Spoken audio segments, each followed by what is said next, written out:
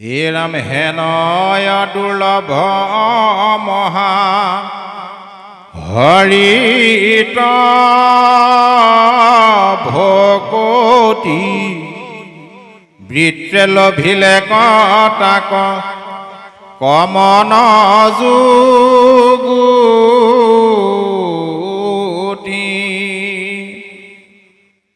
কতনো জন্মত কৰি আছে পুণ্যগণ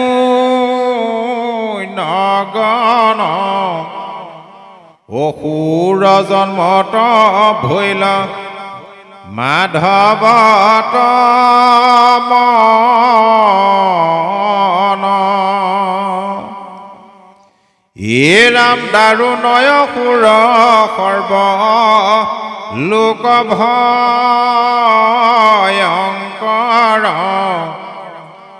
আৰু ইন্দ্ৰ সমে ভৈল পৰম সমৰ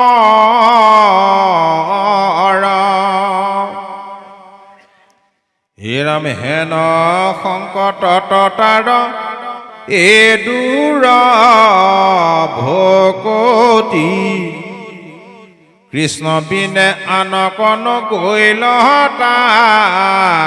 ৰমতি আশ্চৰ্য পৰময় দভূত ইহা শুনিয়া মোৰ হৰিষ বহুত নিজ বলে যিটো টুকিলে কবা সবক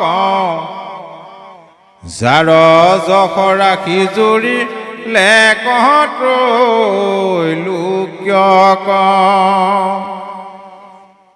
গুচুক সংশয় গুৰু ভূয়ুক সদয় কহিও নিৰ্ণয় আৰু তুমি কৃপাময়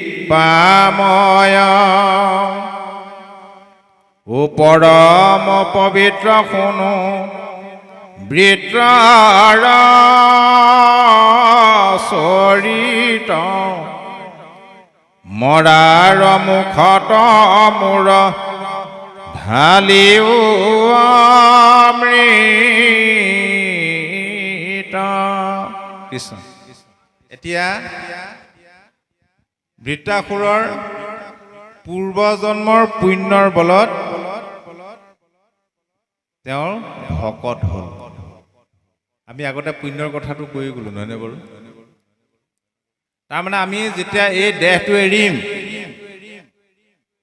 এই দেহৰ সংস্কাৰ আমি বহন কৰি লৈ যাব লাগিব বেলেগ এটা দেহলৈ। এতিয়া সকলোৱে মোবাইল ব্যৱহাৰ কৰে নহয়। এই মোবাইলটো যেনিবা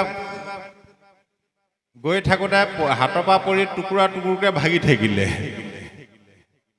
তাত যিটো চিম কাৰ্ড আছিলে, আপুনি যিমান টকা ৰিচাৰ্জ কৰিছিলে, যিমানবিলাক ছেভ কৰি ৰাখিছিলে, আকৌ সেই চিম কাৰ্ডটো বেলেগ এটা হেণ্ডছেটত ভৰাই দিলে যাব নাই? সেই মই মানে চিম কাৰ্ডটোহে, মই হেণ্ডছেটটো নহয়। সেই চিম কাৰ্ডটো হ'ল আত্মা, হেণ্ডছেটটো হ'ল পঞ্চভৌতিক দেহটো। এইটো দেহত আমি যিমান পাপ পুণ্য অৰ্জন কৰিম, আকৌ ইটো দেহলৈ আমি বহন কৰি নিব লাগিব। প্ৰত্যেক জীৱই বৃত্ৰাসুৰৰ কথা কয়, তেওঁ মানে চিত্ৰকেতু আছিলে, গন্ধৰ্ব, তেওঁ ভকত আছিলে। কাহিনীটো বহুত দীঘলীয়া, আজি গধূলিলৈকে নোলায়, পাঠটো গধূলিলৈকে নহয় নহয়, আগতীয়াকৈ কৈ দিছোঁ। এবাৰ গৈ আছিলে, গৈ থাকোঁতে দেখিলে মানে শিৱই পাৰ্বতীক কোলাত বহুৱাই মৰম কৰি থকা দেখিলে। তেতিয়া চিত্ৰকেতুৰ মনলৈ বেয়া ভাৱ আহি গ'ল, এইজনকে মানুহে জগতৰ ঈশ্বৰ বুলি ভাবে, এওঁনো এনেকুৱা ঘৃণনীয় কাম কৰিব লাগে বুলি বেয়া বেয়াকৈ কৈ দিলে। তাৰ যেতিয়া শিৱক বেয়াকৈ কৰিলে, পাৰ্বতীৰ উঠিলে খং। নিজৰ স্বামীক যদি কোনোবাই বেয়াকৈ কয়, আইগৰাকীয়ে সহ্য কৰিব পাৰিব জানো? যে তই অসুৰৰ দৰে কথা ক'লে, অসুৰৰ দৰে ব্যৱহাৰ কৰিলে, যা অসুৰ যোনিলে গুচি যায়। সেইকাৰণে বৃত্তাসুৰ হ'লে। সাপটো দিয়াৰ পিছত আকৌ পাৰ্বতীয়ে মানে অনুতপ্ত হৈছে, মই মিছাতে এজন ভকত হৰি ভকতক সাপ দি অসুৰ যোনিলে পঠিয়াই দিলোঁ। শিৱই কিন্তু এটা বৰ ডাঙৰ তত্ত্বগধুৰ কথা কৈছিল। হে প্ৰিয়ে, যিজন হৰিৰ একান্ত সেৱক, তেওঁৰ মানত স্বৰ্গ নৰক বৈকুণ্ঠ বোলে তিনিটা সমান বুলি কৈছিল। স্বৰ্গ নৰক সমস্ত সমান। স্বৰ্গ নৰক যিটো পৰম মুকুতি, তিনি এক তুল্য যাৰ হৰিত ভকতি। নৰকটো স্বৰ্গ সুখ কৃষ্ণ কথা শুনে, স্বৰ্গটো নৰক দুখ কৃষ্ণ কথা বিনে। আপুনি দুখতে পৰি আছে, তাত যদি ঈশ্বৰৰ নাম আছে, ভকতৰ সংগ আছে, সেইটো স্বৰ্গ বুলি কৈছে। আপুনি স্বৰ্গত আছে, লাহ বিলাহৰ জীৱন কটাই আছে, তাত যদি ভকতৰ সংগ নাই, তাত যদি কৃষ্ণ কথা নাই, সেইখনকে নৰক বুলি কৈছে। যি কি নহওক, আমি প্ৰত্যেক জীৱই নিজৰ নিজৰ কৰ্মফল ভোগ কৰিবৰ কাৰণে আমি এই সংসাৰলৈ আহিছোঁ। কৰ্মফলৰ টোপোলা কেইটা? বোলে দুটা। এটা হ'ল সৎ কৰ্মৰ ফল পুণ্য, আনটো হ'ল অসৎ কৰ্মৰ ফল পাপ। পাপ আৰু পুণ্য দুইটা টোপোলা যে আমি লৈ আহিছোঁ, ব্যৱহাৰিক জীৱনত আপুনি প্ৰমাণ চাব পাৰে। কেতিয়াবা চাবচোন, আপোনাৰ মনটো বৰ সুখী সুখী লাগি থাকে, নহয়নে বাৰু? মনটো খুব ভাল লাগি থাকে, আপোনাতকৈ যেন সুখী মানুহ পৃথিৱীত নাইয়ে আৰু। যি কেইটা দিন আপুনি সুখত পৰি আছে, জানক আৰু আপুনি নিজে ঘটি অনা পুণ্যৰ টোপোলাটো খৰচ কৰি আছে। আৰু টোপোলা খৰচ কৰিলে কমিবই, অৰ্থাৎ সুখ ভোগ কৰিলে পুণ্য ক্ষয় হয়। তাৰ বিপৰীতে কেতিয়াবা আপোনাৰ মনটো এনেকুৱা লাগে, খুব দুখ লাগে, আপোনাতকৈ যেন দুখী মানুহ পৃথিৱীত নাই আৰু। যি কেইটা দিন আপুনি দুখত পৰি আছে, আপুনি খাটাংকে ধৰি লওক, সেই কেইটা দিন আপুনি নিজে ঘটি অনা পাপৰ টোপোলাটো খৰচ কৰি আছে। অৰ্থাৎ দুখ ভোগ কৰিলে পাপ ক্ষয় হয়, সুখ ভোগ কৰিলে পুণ্য ক্ষয় হয়। এইটো কি বোলে? নিজৰ কৰ্মফল। হৈ আপোনাৰ কৰ্মে আপোনাক বান্ধে, নেদেখে মুখ পাই। কোটি কোটি কল্প নৰকত ভ্ৰমে, যন্ত্ৰণা ভুঞ্জে সদায়। বোলে নিজৰ কৰ্মফলে আমাক কেনেদৰে বান্ধিছে, সুন্দৰ এটা উদাহৰণ দিছে, পলু পোকৰ দৰে। আইসকলে পলু পুহি পাইছে নাই? আজিকালি নাই বা, আগৰসকলে পাইছিলে। এৰী পলু, পাত পলু পোহে নহয়। পলুটো যেতিয়া পকে, পকা পলুটোৱে মুখৰ পৰা এটা আঠা উলিয়াই, লালতি, যিটো আমি সূতা বুলি কওঁ। মুখৰ পৰা সূতা উলিয়াওঁতে উলিয়াওঁতে সি কি হয়, নিজৰ মুখৰ পৰা ওলোৱা সূতাত নিজে বান্ধ খাই যায় নাযায়, লেটা কুন্দাবলগীয়া হয়। ঠিক সেইদৰে যেন পোক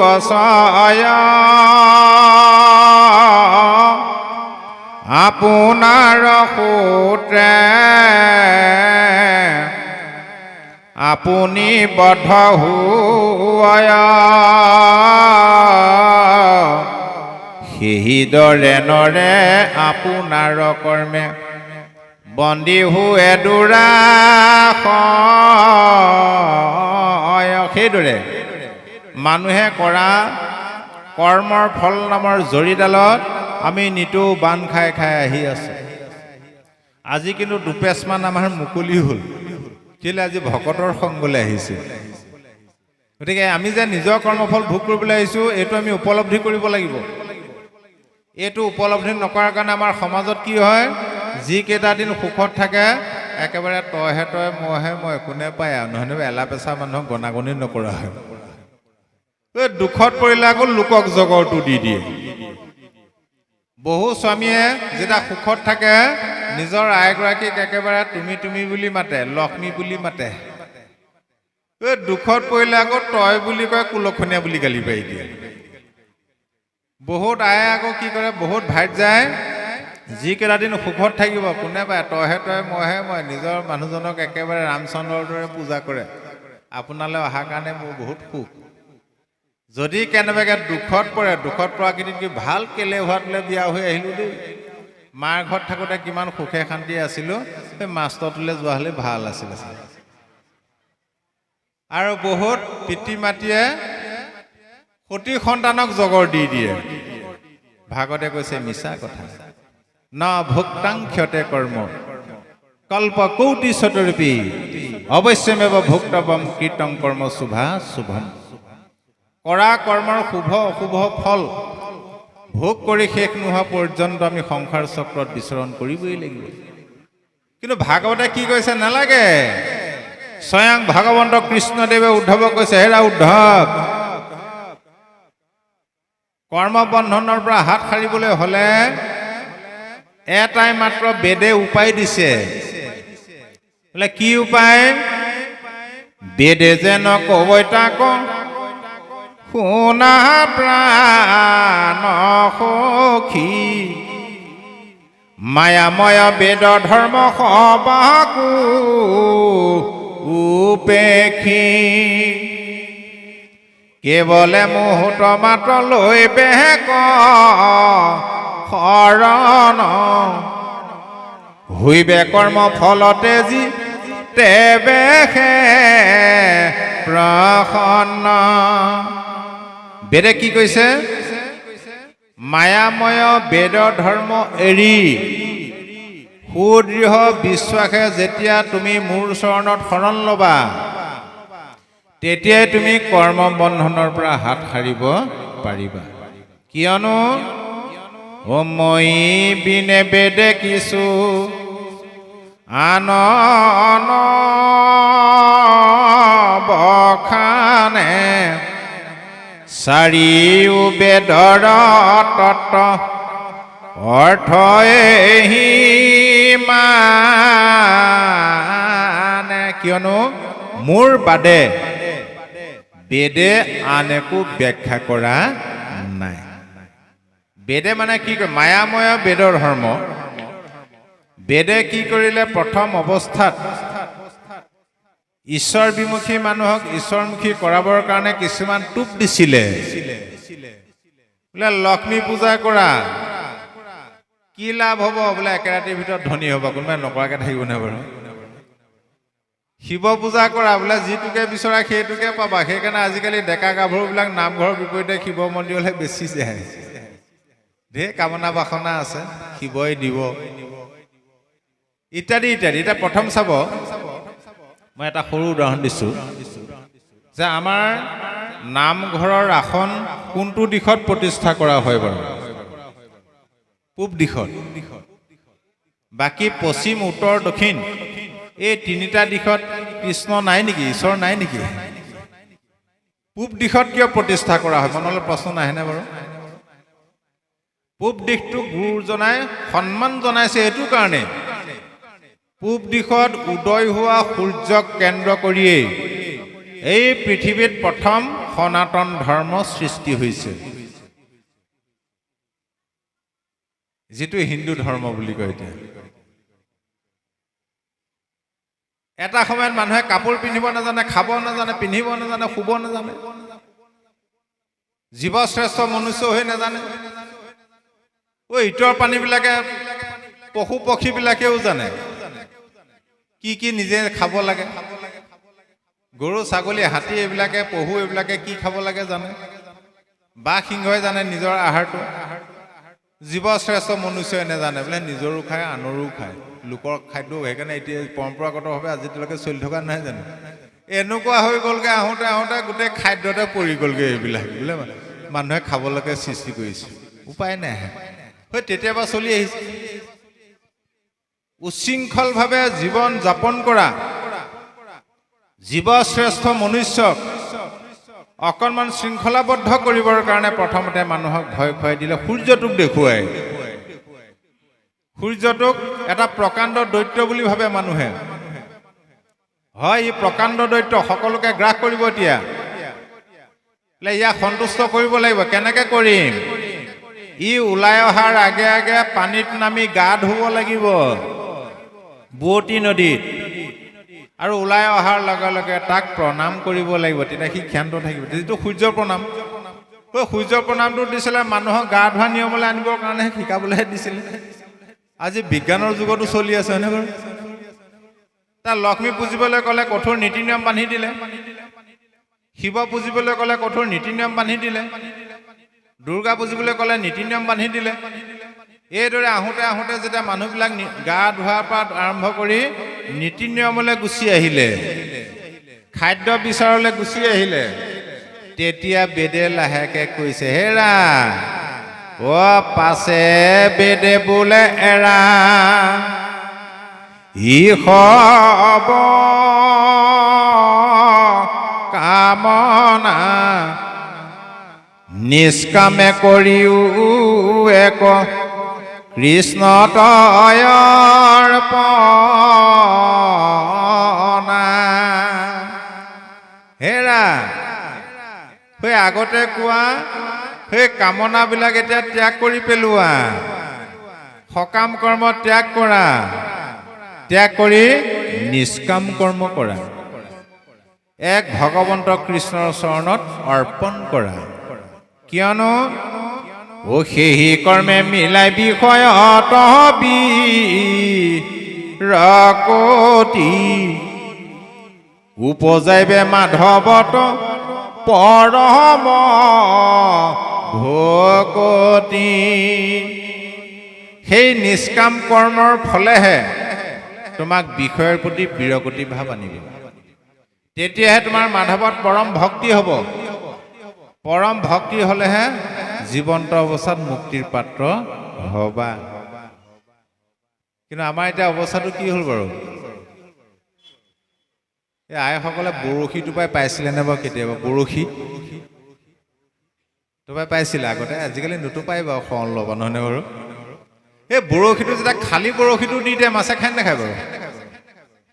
কেলৈ নাখায়? ভয় কৰে। টোপটো লগাই দিলে আকৌ বৰশী জুংটো ওলাই থাকিলে তথাপি বোলে মাছে নাখায়। গোটেই বৰশীটো ঢাকি দিব লাগিব, হয়নে?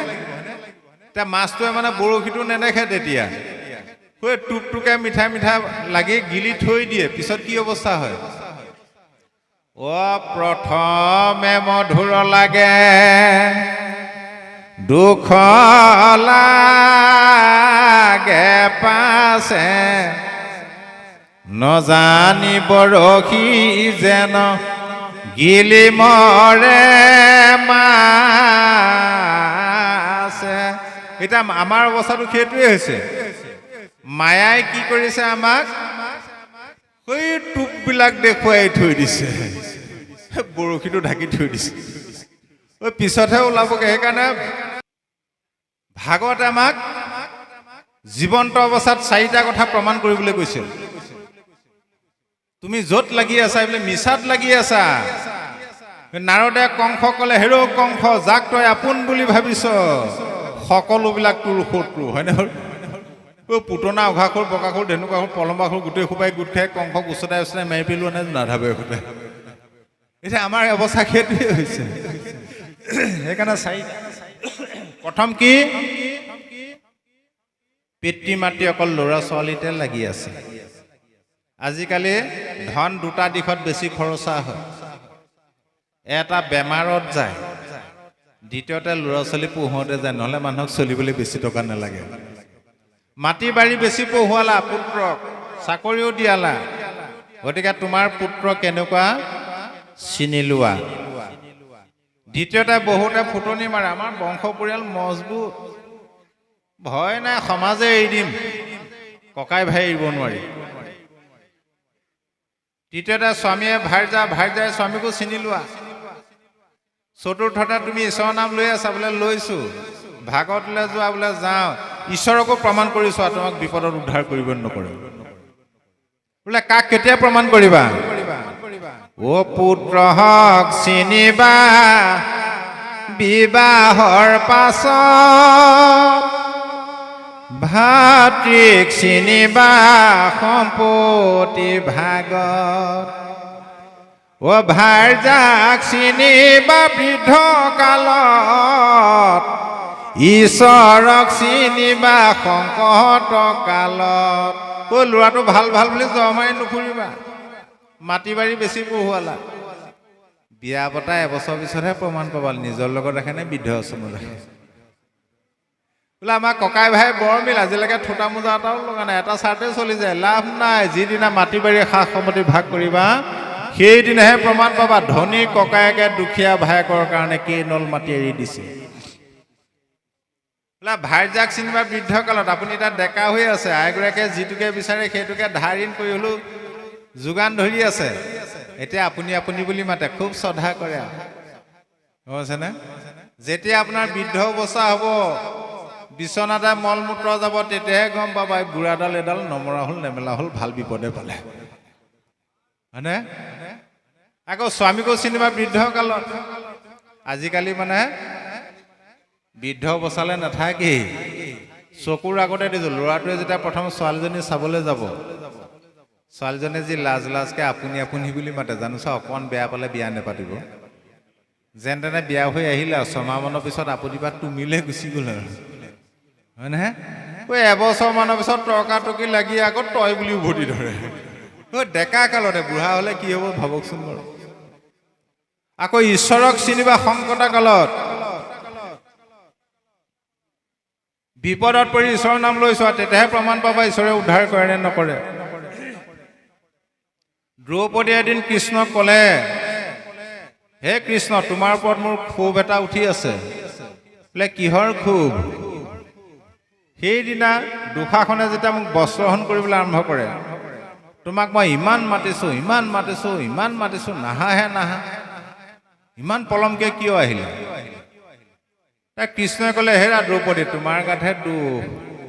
তোমাক যেতিয়া দুষাখনে চুলিত ধৰি কুৰু ৰাজসভালৈ লৈ যায়, তুমি মনতে তোমাৰ 5জন স্বামীৰ আশ্ৰয় লৈ আহিছিলা, মনতে ভাবি আছিলা ৰ'বা ৰাজসভা পাবলৈ দিয়া, 5জনকৈ মোৰ মহাবীৰ স্বামী বহি আছে, হয়নে। 5জনে যেতিয়া উদ্ধাৰ নকৰিলে আকৌ ভীষ্মৰ আশ্ৰয় ল'লা, ভীষ্মই যেতিয়া উদ্ধাৰ নকৰিলে ধৃতৰাষ্ট্ৰৰ আশ্ৰয় ল'লা, ধৃতৰাষ্ট্ৰই যেতিয়া উদ্ধাৰ নকৰিলে দ্ৰোণাচাৰ্য কৃপাচাৰ্য এইসকলৰ আশ্ৰয় ল'লা, সিহঁত গোটেই সভাসদৰ আশ্ৰয় ল'লা। যেতিয়া তোমাক কোনেও উদ্ধাৰ নকৰিলে, একেবাৰে শেহতহে মোৰ আশ্ৰয় লৈছা, মোৰ নাম লৈছা। মোৰ নাম লোৱাৰ লগে লগে উপস্থিত। সেইকাৰণে আমি ঈশ্বৰক প্ৰমাণ কৰিব লাগে, বিপদত পৰি ঈশ্বৰৰ নাম ল'ব লাগে। এতিয়া আমাৰ আই বাপসকলৰ ৰাতিপুৱা শুই উঠাৰ পৰা ধৰি খাওঁতে বওঁতে উঠোঁতে বহোঁতে হয়নে সপোনে ঈশ্বৰৰ নাম আহে নাহে, আহিবই। বিপদত পৰিলে আহে নাহে, সেইটোহে মিছা কথা ক'লে। বিপদত পৰিলে বোলে কৃষ্ণ শব্দ নাহে, দুই একো আহিব পাৰে, মই প্ৰমাণ দিওঁ নেকি নাহে বুলি। সকলো সময়তে কৃষ্ণ শব্দটো আহে, পিছল খাই পৰিবলৈ ধৰিলে ঘপককৈ আকৌ ইটো শব্দহে আহে। ক'ৰ পৰা আহে বাৰু। পিছল খাই পৰিবলৈ ধৰোঁতেও যদি ইটো শব্দ নাহি কাৰোবাৰ কৃষ্ণ শব্দটো আহিছে, জানক আৰু তেওঁ মৃত্যুৰ আগমুহূৰ্তত ঈশ্বৰৰ নামটো আহিব। যেই কি নহওক সদৌ শেহত। আৰু মাত্ৰ এটা কথা কৈছোঁ, ভাগৱতে কৈছে ভাবা। মই ভাৱনাৰ দিশত এটা কথা আলোচনা কৰিলোঁ, এটা দিশ থাকি গ'ল। বোলে কাক ভাবিম, তুমি নিজকে ভাবা। প্ৰথমতে তুমি ভাবা, নিজক ভাবা। তোমাৰ এতিয়া পুত্ৰ ভাজা ধন জন মাটি বাৰী ঐশ্বৰ্য বিভূতি নাতি পুতি অজস্ৰ আছে, সৰ্বস্ব থাকিলেও এইবিলাকক আশ্ৰয় কৰি লাভ নাই। এদিন নহয় এদিন কিন্তু তুমি অকলশৰীয়া জীৱন কটাবই লাগিব। আৰু সেই অকলশৰীয়া দিনকেইটাই হ'ল আমাৰ প্ৰত্যেকৰে কাৰণে পৰলোক। বোলে অকলশৰীয়া জীৱন কেতিয়া কটাব লাগিব, যেতিয়া তোমাৰ কিচকিচিয়া ক'লা চলি মৰাপাতৰ নিচিনা বগা হ'ব। হ'ব নাই বাৰু? হ'বলৈ নাই, হ'লেই ৰংবিলাক ওলাল বুলিহে আজিকালি। কাণেৰে নুশুনা হবা, চকুৰে নেদেখা হবা।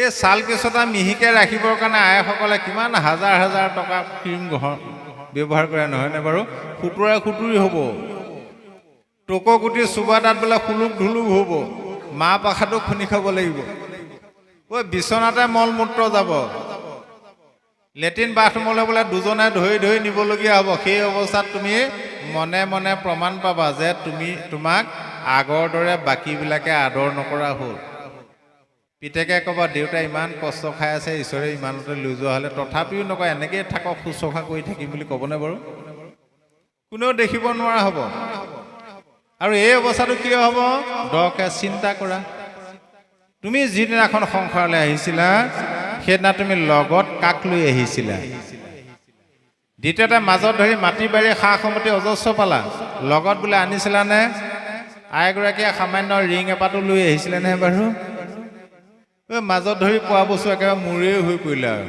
মূৰটো আহিলো ঐ উপজিলা একেশ্বৰ পাছে ভৈলা বাৰী ঘৰ কাহাক সংগতনি বামৰি ঐ থাকিবে কৈতো স্থানে যত ধন জন মানে কি কমৰা ভাষ ভূষ কৰি ও কৈৰ ভাৰ্যা কৈৰ পুত্ৰ জ্ঞাতি মিত্ৰ পাইলা কুত্ৰ আপুনি আছিলা কোন ঠাই কেনেহেন গৰ্ব কৰা মিছা মূৰ বুলি মৰা কৰি আছা কাহাক সহায় প্ৰমাণ দিলে চিত্ৰকেতু উপাখ্যানত চিত্ৰকেতুৰ সতী সন্তান নাছিলে এই সতী সন্তানৰ আশাত এগৰাকী দুগৰাকীয়ে বিয়া পাতোতে পাতোতে 29 গৰাকী মানে 1 কোটিলে এগৰাকী কম বুলি কৈছে ভাৰ্যা হৈ গ'ল তথাপিও সতী সন্তান নাই এদিন অংগীৰ আৰু নাৰদ আহি উপস্থিত হ'ল চিত্ৰকেতু মানে অংগীৰা নাৰদে ভাবিলে চিত্ৰকেতু বিষয়ৰ প্ৰতি বৈৰাগ্য ভাৱ আহি গ'ল আৰু সতী সন্তান নাই অকমান ধৰ্মৰ কথা ভক্তিৰ কথা কমগে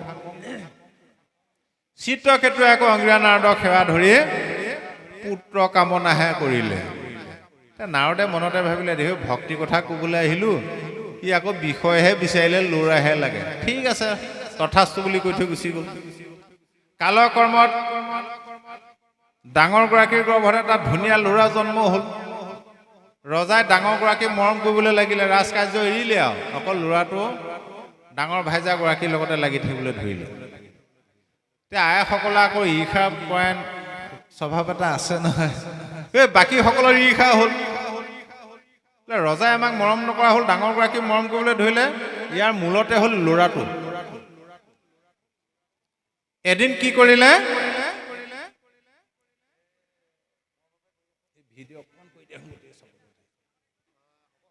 কৰিলে গোটেই আইসকলে আলোচনা কৰি ৰাণী কেইগৰাকীয়ে 2 মিনিট বা 3 মিনিট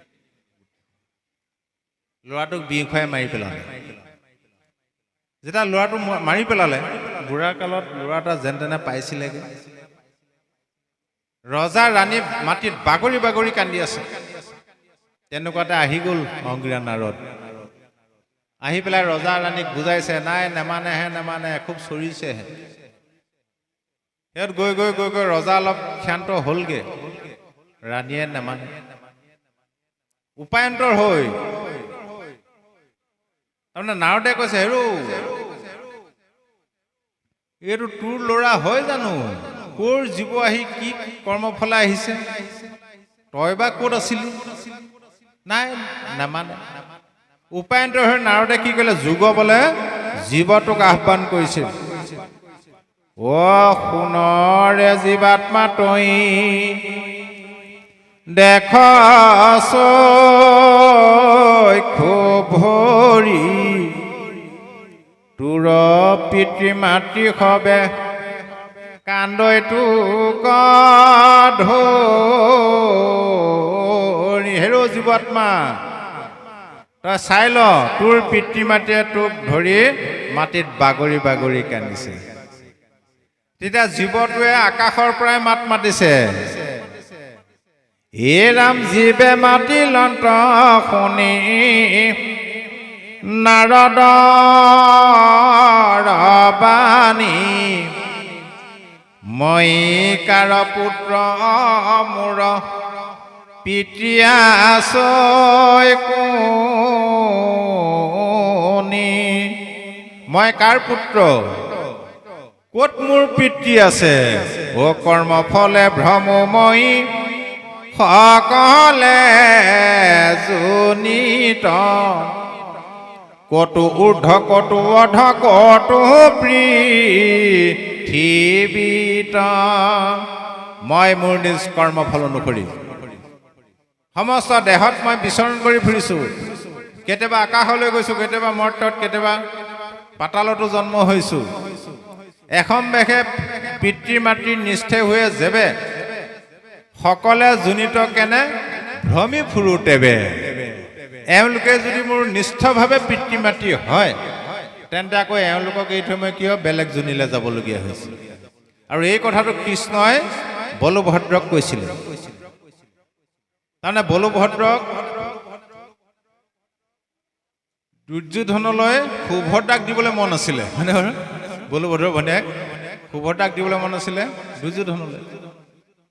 অৰ্জুনে হৰণ কৰি লৈ গুচি গ'ল। বলভদ্ৰ অলপ খং উঠিছে নেকি, লাজ পাইছে।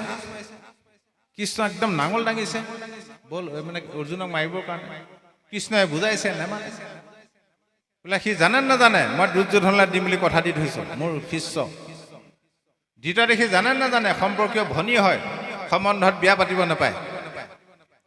তাই কৃষ্ণই কৈছে, দাদা ধৈৰ্য ধৰা, মাৰিবা, মোৰ কথা কেইটামান কওঁ শুনি লোৱা। বোলে কি কোৱা? বোলে শুনা। অ যাৰ কন্যা সেহি পাৱে বাধিতে নপাৰি, সুভদ্ৰাক সজি আছে তানে ভাৰ্যা কৰি। যাৰ কন্যা তাৰ বিবাহ, যাৰ মানে আমাক কয় নহয়, যাৰ লগত যাৰ বিবাহ হ'বলগীয়া আছে হ'বই। যদি কপালত বিবাহ নাই কেতিয়াও নহয়। আমাৰ তাতে এজন দেখিলোঁ, তেওঁ মানে ভাল অফিচাৰ চাকৰি কৰিছে, গোটেই অল আছামতে ট্ৰেন্সফাৰ হ'ল। গোটেই সদৌ অসম বিচাৰিলে, উপযুক্ত কইনা বিয়া পাতিব নোৱাৰিলে, বৰলা হৈ ৰিটায়াৰ হৈ মৰি গ'লগৈ। আকৌ ওচৰতে দেখিছোঁ এজনে 4গৰাকীলৈকে গোটাই আছে হেলা ৰঙে। এইটো কৰ্মবাসনা। ঐ অৰ্জুনে কি নজানন্ত তথাপি নেন্ত হৰি, ঈশ্বৰৰ ইচ্ছা বাধিবে কহ কোনে পাৰি। অৰ্জুনে নাজানে নেকি, তথাপি হৰণ কৰি গুচি গ'ল। ঐ ঈশ্বৰৰ ইচ্ছাক বোলে কোনেও বাধা দিব নোৱাৰে। ও যি বোলা সম্বন্ধ লাগে সিও সবে মায়া, কোন কাৰ পিতৃ মাতৃ কোন নিজ যায়া। তুমি যে সম্বন্ধৰ কথা কৈছা, সেই সকলোবিলাক হ'ল মায়া, মায়াৰ সম্বন্ধ। কোন কাৰ পিতৃ মাতৃ, কোন কাৰ স্বামী, কোন কাৰ ভাৰ্যা। তেন্তে তুমি কোন? ঐ অনন্ত শকতি ব্ৰহ্ম জানা আপুনি, আপোনাক অন্যত্ৰ স্বপ্নত দেখি যে। আপুনি কোন? বোলে অনন্ত শকতি ব্ৰহ্ম, আপোনাক অন্যত্ৰ স্বপ্নত দেখি যেনি। ধৰি লওক এতিয়া বিহু আহি আছে নহয়, বহু কাপোৰ কানি কিনা কথা ভাবি আছিল। ৰাতি শুই থাকোঁতে দেখিলে সপোন শিৱসাগৰ টাউনত কাপোৰ কানি কিনি বজাৰ কৰি ফুৰিছে। দেহটো আছে বিচনাত, একেটা দেহে আকৌ টাউনত ঘূৰি ফুৰিছে। ঐ টাউনত ঘূৰি ফুৰা দেহটো কি, বিচনাত থকাটোহে আচলটো, হয় নহয়? তদ্ৰূপ আমি এতিয়া সপোনতে মায়াৰ বজাৰখনত ঘূৰি ফুৰিছোঁ, এইটো আমাৰ আচল দেহ নহয়। বুজি পাইছেনে কথাটো? এইটোৱে আমি কোন? অনন্ত শকতি ব্ৰহ্ম।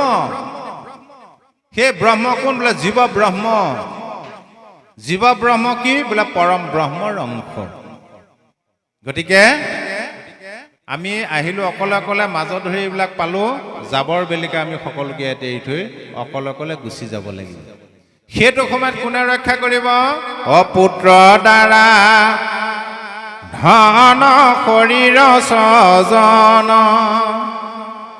মৰিলে লগে নাযায় কি যাব হৰিৰ ভকতি পৰম সম্পত্তি ইহ পৰ লোকে পাই আজি ভকতৰ সংগলৈ আহি আপোনালোকে যিটো সম্পত্তি ঘটিলে নাম ধন পৰম সম্পত্তি এই সম্পত্তিয়ে ইহকাল পৰকাল উভয় কালতে সহায় কৰিব আৰু যে কি নহওক সদৌ শেহত শাস্ত্ৰ যিমানেই অধ্যয়ন কৰক শাস্ত্ৰত মাত্ৰ এটাই পৰমাৰ্থ তত্ত্ব পাব সেই পৰমাৰ্থ তত্ত্বটো মহাপুৰুষ মাধৱদেৱে নাম ঘোষাত ঘোষণা কৰিছে শুনা পৰমাৰ্থ তত্ত্ব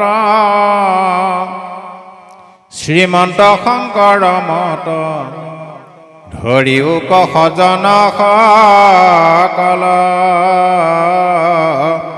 হৰিৰ কীৰ্তন কৰি সুখে সংসাৰ কটৰি পাইবা ভক্তি পৰম নিৰ্মল হেৰা পৰমাৰ্থ তত্ত্ব শুনা কি মহাপুৰুষ শ্ৰীমন্ত শংকৰদেৱৰ মতটো গ্ৰহণ কৰা ইয়াত কি আছে কেৱল কৃষ্ণৰ নাম সেই নাম কীৰ্তন কৰিয়ে সুখে সংসাৰ তৰিব পাৰিব গতিকে ইমানকে কৈ আমি আমাৰ আসন ভাগি আমাৰ গগৈ প্ৰভুলৈ আগবঢ়াইছোঁ যদি অনিচ্ছাকৃতভাৱে কিবা অপৰাধ হৈছে ক্ষমা কৰিব কোটি কোটি ঘূৰৰ অপৰাধ নিতে কৰোঁ মই দুৰাশয়